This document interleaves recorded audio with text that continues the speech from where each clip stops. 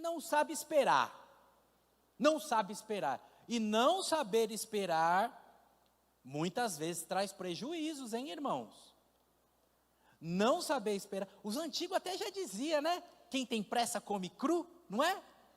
Já dizia isso. Saber esperar é uma virtude e é alguma coisa que também nós somos relativamente exigidos no Natal. Cada um vive um momento, cada casa tem um costume, cada casa tem um hábito. Alguns têm o hábito de já deixar o presente, como está aqui disposto aqui na nossa ilustração. As irmãs com capricho, com bom gosto dos eventos, fizeram aqui a nossa árvore de Natal e colocaram aqui os símbolos, né? As caixas com os presentes. Algumas pessoas colocam e exigem um pouquinho de paciência, saber esperar, controlar a ansiedade. Nossa, será que o que tem ali embaixo é meu? O que será que tem naquele saquinho, não é?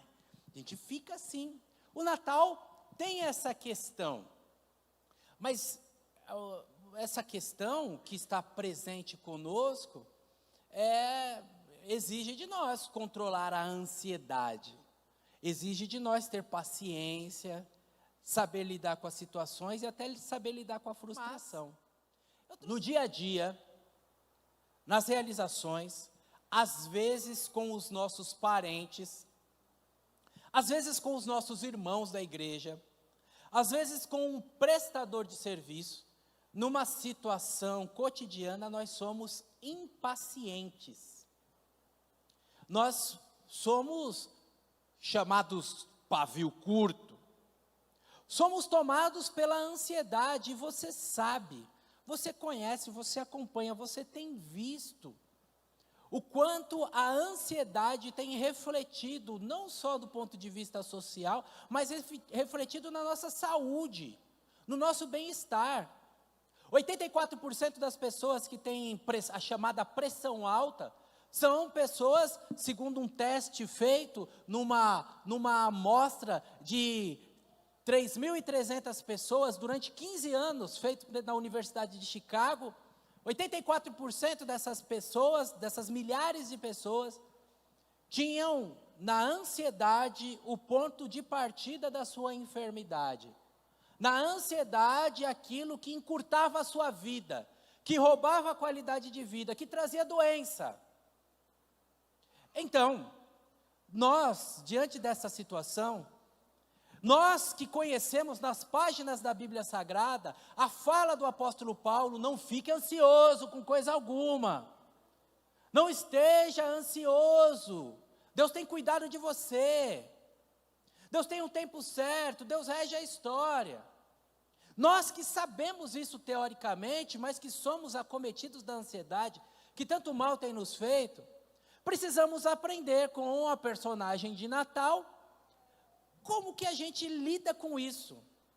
Como que nós que somos de Deus, aprendemos a saber esperar, a viver a história, a não ser roubado pelos eventos, a não nos precipitarmos diante dos fatos, a não xingar a Deus. Já viu essa expressão? Quem não sabe orar xinga a Deus?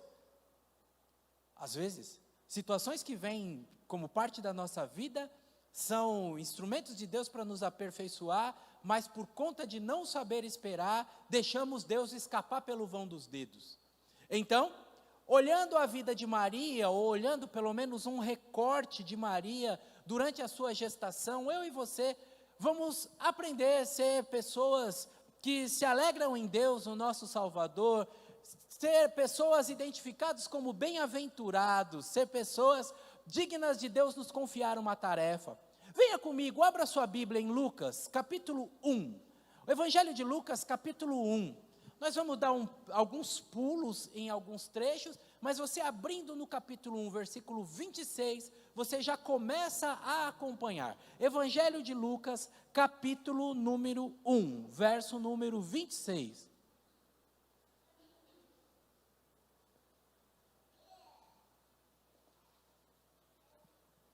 O texto bíblico traz para nós essa Este evento que é o contexto que nós estamos de Natal, não é? É o evento, é o contexto do nascimento do Senhor Jesus. Capítulo 1, no versículo número 26, começa dizendo assim: no 6º mês de gestação de Isabel, Deus enviou o anjo Gabriel a Nazaré, uma cidade da Galileia, e uma virgem de nome Maria, ela estava prometida em casamento a um homem chamado José, descendente do rei Davi. Gabriel apareceu a ela e disse: alegre-se, muito favorecida, o Senhor está com você.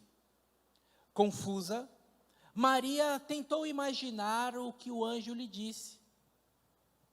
Não tenha medo, Maria, disse o anjo, pois você encontrou favor diante de Deus. Ficará grávida e dará à luz a um filho, e o chamará Jesus. Ele será grande e será chamado Filho do Altíssimo.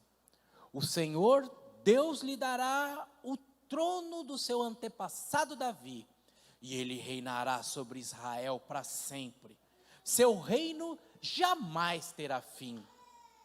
Maria perguntou ao anjo: como é que isso pode ser possível? Como pode acontecer uma coisa assim se eu ainda sou virgem? O anjo respondeu: o Espírito virá sobre você, o poder do Altíssimo cobrirá você com a sua sombra. Portanto, o bebê que vai nascer será santo e será chamado Filho de Deus. Além disso, sua parenta Isabel ficou grávida em idade avançada. As pessoas diziam que ela era estéril, mas ela concebeu a um filho e está no 6º mês de gestação, pois nada é impossível para Deus. Maria disse: eu sou serva do Senhor, que aconteça comigo tudo que foi dito a meu respeito. E assim, o anjo a deixou. Versículo 46, irmãos, dando um salto. Maria respondeu: a minha alma exalta ao Senhor, como o meu espírito se alegra em Deus, o meu Salvador, pois ele observou sua humilde serva, e de agora em diante todas as gerações me chamarão abençoada, pois o poderoso é santo e fez grandes coisas por mim. Demonstra misericórdia a todos que o temem, geração após geração. Seu braço poderoso fez coisas tremendas, dispersou os orgulhosos e os arrogantes, derrubou os príncipes de seus tronos, exaltou os humildes, encheu de coisas boas os famintos e despediu de mão vazia os ricos. Ajudou seu servo Israel e lembrou-se de ser misericordioso, pois assim prometeu aos nossos antepassados, a Abraão e a seus descendentes para sempre. Maria ficou com Isabel cerca de 3 meses e então voltou para casa. Capítulo 2, versículo número 13.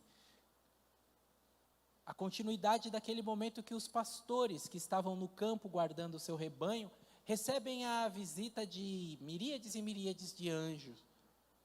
E quando eles recebem aquele anúncio que na cidade de Davi nasceu o Salvador, eles olham um para o outro e começa a nossa leitura, capítulo 2, versículo 15, dizendo assim: os pastores disseram uns aos outros: vamos para Belém, para ver esse acontecimento que o Senhor nos anunciou. Indo depressa ao povoado, encontraram Maria, José, e lá estava o bebê, deitado na manjedoura. Depois de verem, os pastores contaram para Maria e para José tudo o que o anjo tinha dito a respeito da criança. E todos que ouviam a história dos pastores ficavam admirados. Maria, porém, guardava todas aquelas informações em seu coração e refletia sobre elas. Amém? Temos aí, então, todo esse contexto. Você sabe que os magos do Oriente são avisados, mas eles chegam quando Jesus tem mais ou menos 2 anos de idade. Então, eles não estão nesse contexto aqui, tá? Para o Natal a gente faz para ficar bonito, mas os magos não estão nesse contexto. Esse contexto é o contexto do José e da Maria viajando para o recenseamento, é o contexto das informações chegando, mas é o contexto, acima de tudo, de uma adolescente que recebe uma notícia que é um choque. Estima-se que Maria tinha entre 13 e 16 anos, possivelmente 14 anos. Uma criança que recebe uma notícia, eu me lembro, se as contas não estiverem erradas, era 1991 o ano.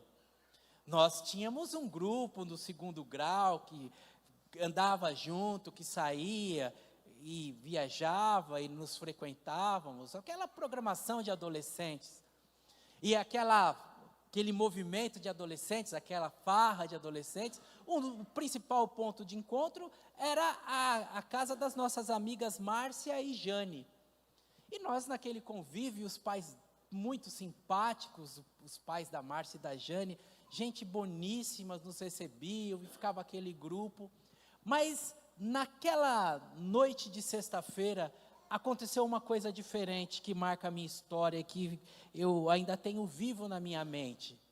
Porque naquela noite, aconteceu algo que aquela família boa, bem organizada, não estava pronta para receber, recebeu como um choque. O Eduardo namorava a Jane, e a Jane, bem novinha, ficou grávida. E eu estava ali naquele contexto, estava ali no dia que ele foi dar a notícia.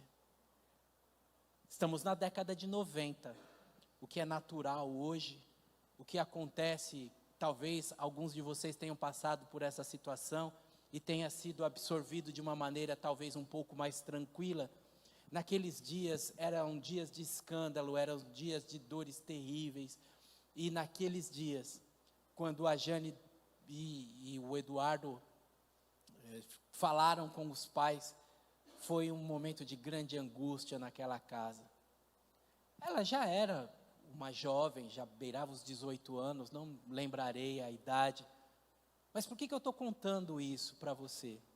Porque se na década de 90 isso causava um nó em uma casa, um embaraço, algum tipo de desgaste, o desgosto de um pai caminhando para alguns vícios, algumas situações, alguma vontade de morrer. Se naqueles dias que a maioria de nós ainda tem vivo na memória, a década de 90 e seus acontecimentos, suas músicas, suas liberdades, Rock in Rio, tantas coisas que aconteceram que faziam a vida ser normal. Imaginem nos dias de Maria.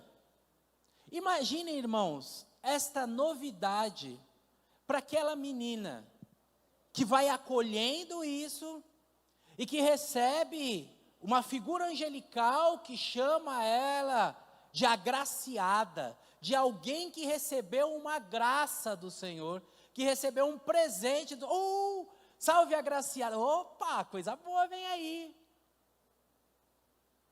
Agraciada, vou receber um presente. Qual o presente? Não, o presente você vai ficar grávida, sem estar casada. E vai chegar diante dos seus pais, e vai chegar diante da sociedade, que você que está prometida. Maria ainda não era casada com José. Maria era o que nós chamamos na nossa linguagem hoje de noiva de José. Só que um noivado naqueles dias era um contrato, não era uma brincadeira que a gente desfaz. Não. O noivado já é o tempo para juntar o dinheiro para pagar o dote. Mas já está comprometido, já está batido o martelo. Se retroceder, a coisa fica feia. Se o noivo morrer, ela é considerada viúva. Maria está nesse contexto, irmãos. Como é que fica a cabeça de uma menina quando acontece isso? Como é que fica a cabeça de uma pessoa que está gerando um ser dentro de si e que tem uma história maluca para contar? Não, veio o Espírito Santo, acontece sempre isso. Como é que fica a cabeça dela? Novidades para uma menina que teve que passar todo esse tempo da gestação, que teve que viver essa história, sabendo viver a realidade do momento, sabendo viver as dores do momento. A tradição diz que correu um boato que um soldado romano tinha violentado a ela, e ela tinha que lidar com essas informações, com essas mentiras que envolvem aqueles que não amam a Jesus. Aqueles que não amam a Jesus fizeram uma história de que o corpo de Jesus foi roubado. Lembra? Você já leu nas páginas da Bíblia. Muitas histórias para tentar roubar Jesus da história. E está ali Maria, com algo então, que tem um prazo sim, mas que é um prazo longo, 9 meses. Que tem um fato sim, que não sabe como é que está acontecendo, que não sabe o que vai acontecer, mas que espera, com paciência, que vive a história com confiança, que segue em frente em fidelidade, que tem nessa angústia e nessa dor, a certeza que Deus está por trás e traz também um presente, em meio a tudo aquilo. De que a história muda em meio à sua espera. Você sabe esperar? O que você está precisando esperar hoje é tão angustiante quanto o que Maria esperava. Não dá para romantizar, irmãos. Não dá para romantizar. O que Maria esperava, como é que vai ser? O que vai acontecer? Como é que José vai reagir? Como é que os meus pais vão reagir? O que os vizinhos vão dizer? Como é que meu corpo vai mudar com 15 anos de idade? Como é que vai ser? Agora tem a expressão lugar de fala, né? Lugar de fala só pode falar quem viveu, só pode falar quem pertence àquele grupo. Eu não tenho lugar de fala para pensar no que a Maria pensou, sentir o que a Maria sentiu.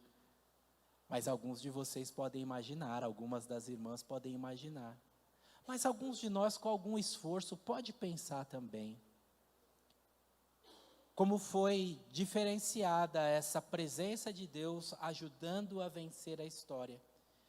E diante da realidade de que eu e você hoje contamos com a presença de Deus dentro de nós para vencer a história, contamos com a realidade de que Deus está escrevendo a nossa história, contamos com a realidade de que a história muda e de que muitas e muitas vezes, quando a gente olha para trás, a gente contempla situações que a gente nem imaginava que ia vencer e venceu. A gente pode junto aprender com essa menina e a gente pode junto ter alguns cuidados. Alguns destaques para a gente saber esperar.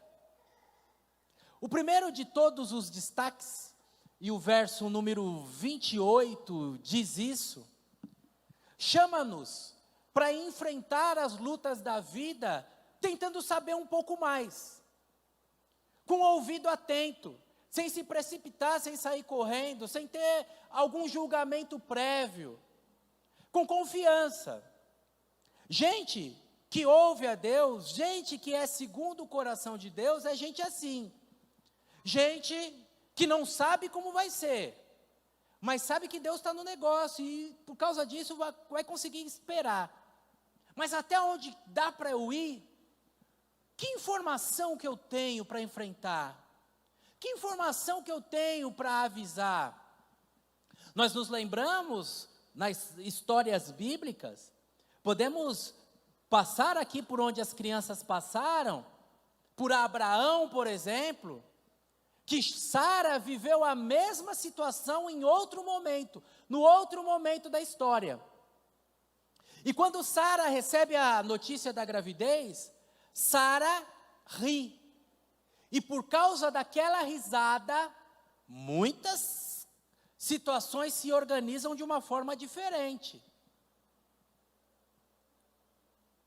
Por que isso está acontecendo? Para que isso está acontecendo? Isso vem de Deus mesmo? E o anjo diz, de acordo com a sua tradução, salve a agraciada. De acordo com a sua tradução, diz, alegre-se, escolhida. De acordo com a sua tradução, diz, sabe aquilo que todos esperavam? Agora é a hora. Todas as mulheres de Israel,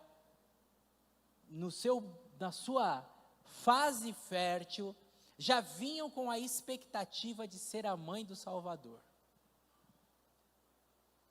Quando chega a mãe de verdade, o que ela tem que fazer é ouvir. Ouvir mais. Existem muitos cursos que ensinam as pessoas a falar. Cursos de oratória. É preciso fazer um curso de escutatória, né? Para a gente aprender a ouvir. Ouvir com respeito. Ouvir com silêncio. Ouvir os fatos. Ouvir as versões. Ouvir, acima de tudo, irmãos, a voz de Deus. Ficar quietinho, guardando no coração, até que as peças se encaixem. Por isso, depois que Jesus nasce e que a nossa vida muda, aqueles que nos ensinam a caminhar com Jesus, vamos pensar, por exemplo, em Tiago, quando escreve sua epístola, ele fala para nós tomarmos cuidado, para a gente não falar demais, para a gente não falar cedo demais. Pedro vai falar para a gente ser pessoas que têm maior... O próprio Jesus, depois de adulto, vai trazer para nós, cada um trazendo, irmãos, este exemplo. Quando Jesus está ali escrevendo e sem precipitação, trazem uma mulher para ele julgar, e ele fica ali ouvindo as versões, as acusações, ouvindo. É por isso que a Bíblia diz que cada um de nós seja pronto a ouvir e tardio em falar. Para saber, irmãos, esperar. Escute mais, colha mais informações, vai montando quebra-cabeça. O fato de você não ter informação ainda é exatamente por isso que você tem que esperar. É exatamente por isso que você tem que conversar com mais gente. É exatamente por isso que você tem que ouvir mais a Deus. Buscar mais a Deus em oração. Informe-se com humildade, como quem diz, eu não sei. Não estou entendendo o que está acontecendo. Informe-se. Em segundo lugar, irmãos, Maria trouxe para nós algo bastante significativo, que merece de nós toda a atenção e todo o cuidado, e que traz para nós, no Jesus adulto, no nosso Salvador, algo que se repete, com perguntas. Você já viu como Jesus pergunta? O que queres que eu te faça? Jesus pergunta, o que você quer? O que vocês acham? Quem dizem os homens que eu sou? Perguntas.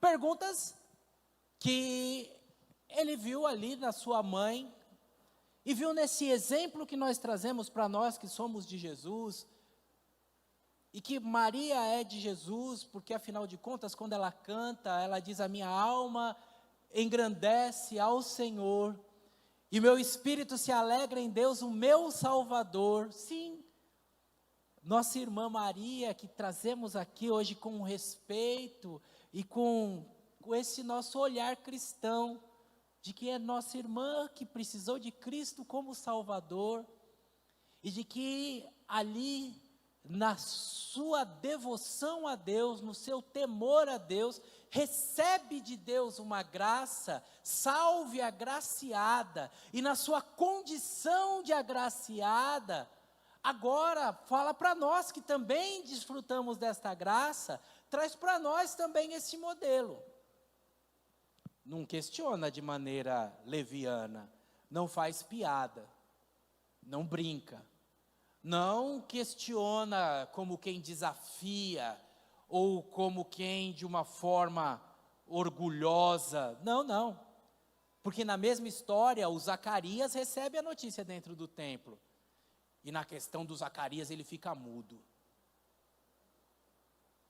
Sabem, irmãos, cada um de nós precisa desenvolver mais essa coragem de lutar contra si mesmo, e inclusive de perguntar mais para Deus. Por isso que a oração é importante. A oração é esse alívio para, diante das dúvidas da vida, você buscar respostas em Deus. É esse tempo que a gente faz esse recorte do nosso tempo, para conversar com Deus, e conversar com Deus mostrando para Ele a nossa ignorância, mostrando para Ele a nossa incompetência. Essas palavras parecem palavrão no Brasil, né? Incompetência, ignorância. Não, irmãos, essas palavras não são palavrão. E não é ofensa nenhuma dizer que alguém é incompetente. Não é ofensa nenhuma assumir a sua condição de quem ignora determinada questão. Aliás, o juiz ele precisa se valer do perito exatamente por isso. O juiz, quando enrosca numa questão, ele está julgando uma causa e tem um acontecimento, e ele precisa bater o martelo, precisa dizer, fazer a dosimetria da pena, 5 anos, prisão perpétua. Não, mas o jeito que a freada do carro aconteceu aqui, diz o advogado, mostra que o carro não estava em alta velocidade, que ele não estava embriagado, senhor juiz, então não condene a ele. O juiz vai falar, não, você está de chaveco comigo. Mas como eu sou incompetente para avaliar, como eu ignoro dados da física, como eu não sou engenheiro, não é da minha competência, eu convoco o perito para fazer um laudo. Às vezes, a gente se acha competente diante de Deus, né, irmãos? E por conta disso a gente não pergunta. E por conta disso a gente não questiona. E por conta disso a gente não rasga o coração, falando, Deus, como é que vai ser isso, Deus? Nessa fase da vida? Como é que vai ser isso se eu não tenho recurso? Como é que vai ser isso se a minha arte é diferente do que esse povo faz? Como é que vai ser isso? É muito provável que questões que deixam você ansioso, questões que aceleram seu coração e fazem de você uma pessoa ansiosa, é muito provável que você não tenha conversado com Deus sobre isso ainda, o que é um grande prejuízo para você. Eu tenho um amigo, e já disse isso aqui, mas como o nosso público é rotativo, vou pedir desculpa para os que já ouviram, mas vou falar novamente. Eu tenho um amigo que no gabinete pastoral dele, ele colocou uma plaquinha assim, ó. Você já orou sobre o assunto que veio conversar? Colocou uma plaquinha assim.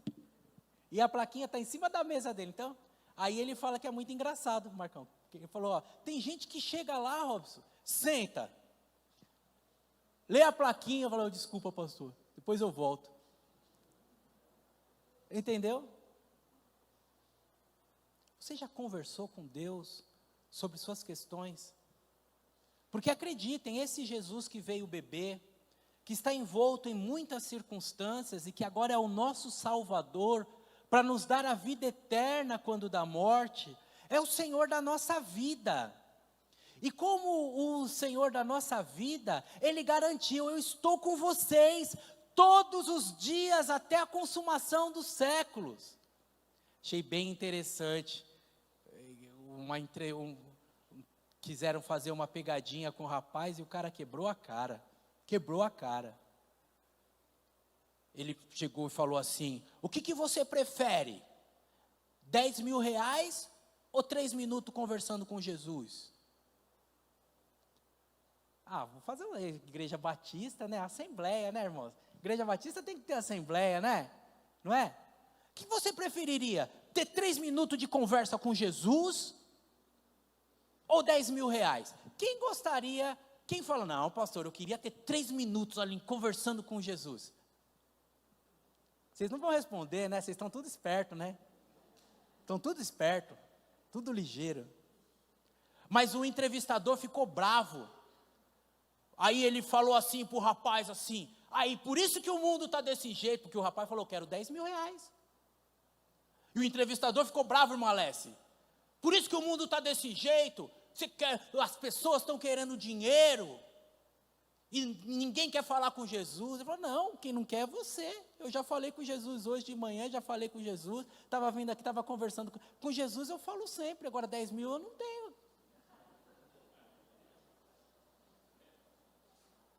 Você dá risada, mas é uma coisa muito séria, irmãos.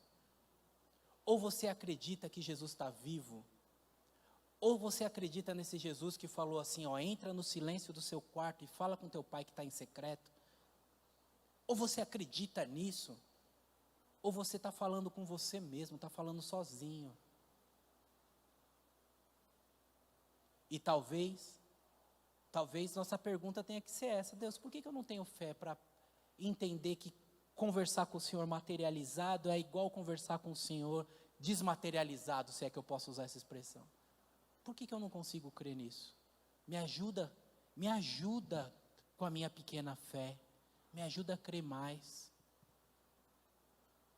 Para saber esperar, irmãos, precisamos fazer mais perguntas para Deus, conversar com Deus, tentar entender as coisas, ou pelo menos tentar mostrar a ansiedade no nosso coração. Nem sempre vai ter resposta, a não ser aquelas que virão com o tempo. E o tempo pedem que a gente guarde. Ficou aguarde, o que seria uma redundância, porque se é saber esperar e eu estou mandando você aguardar, né? Estou mandando fazer aquilo que eu falei que eu ia ensinar, mas era guarda no seu coração, cada acontecimento, cada perda, cada ganho, cada fala, cada pessoa, cada amizade, cada situação, que vai compondo, que vai montando o quebra-cabeça. Guarda, e aguarde à medida que você guarde, e vem ali. E o nosso texto termina com: Maria guardava todas as coisas no seu coração e refletia sobre ela. Por que eu vim para Pindamonhangaba? Por que minha filha fez questão de me ver, que eu visse ela cantando hoje? Vai guardando, vai montando o seu quebra-cabeça, vai montando. Por que eu estou aqui? Vai guardando, vai olhando os fatos, guardando, olhando os fatos e guardando. Daqui a pouco tudo vai fazer sentido. Daqui a pouco você vai desfrutar de uma grande alegria. Daqui a pouco você vai poder dizer assim: Deus estava na minha história. Quem passou pela sua história não foi em vão. As situações que você viveu não foi em vão. As suas perdas, eu não quero de maneira alguma ser leviano, eu sei que foram dolorosas, e algumas delas nós choramos juntos, mas não foi em vão, porque a Bíblia diz que Deus recolhe cada lágrima, e a nossa história está sendo escrita, e a nossa confiança é que Deus está à frente da nossa história. Hoje temos um Salvador, que chegou e que veio ao nosso encontro, e que nos faz ter a certeza que a jornada com Deus é uma construção. Irmãos, em nome de Jesus, nunca errem em relação a isso. Você que nos visita nessa oportunidade, se alguém falou para você assim: aceita Jesus que a sua vida vai melhorar, é mentira. Aceita Jesus que tudo vai dar certo imediatamente, é mentira. É uma construção. não é um interruptor que a gente aperta e que apaga o nosso passado, e que tira nosso nome do SPC, não, é uma construção, que a gente vai subindo degrauzinho por degrauzinho, agora com Deus, com esse Deus, que transforma as nossas dúvidas, os fatos esquisitos, uma adolescente ficar grávida, questões confusas, que transforma nossos medos e nossos temores em louvor. Há quem diga que o cântico, nesse capítulo 1 e capítulo 2, tem 3 canções. Tem a canção dos anjos, a canção de Zacarias e a canção de Maria. E alguém falou de uma maneira muito linda que esses são os últimos salmos e os primeiros hinos cristãos. Não é bonito? O primeiro hino cristão é esse, quando Maria diz: a minha alma engrandece ao Senhor, e o meu espírito se alegra em Deus, o meu Salvador, pois com poder tem feito grandes coisas, e com a sua misericórdia tem demonstrado amor. E ela segue cantando, cantarolando, fazendo um poema, vendo o medo virar poesia, vendo a amargura da inquietação das novas notícias explodir em adoração ao Deus vivo, vendo a insegurança com relação à vida, virando certeza de que Deus está à frente da história e o melhor está à frente para ela. E é exatamente sobre isso que eu venho falar com você essa noite. Saiba esperar, espere com Deus, porque as questões que te deixam com dúvida, o medo que bate à porta do seu coração, as inseguranças e os questionamentos que fazem parte da sua vida, se você estiver firme com Deus, se transformarão em alegria, firmeza, certeza, segurança e um cântico da vitória.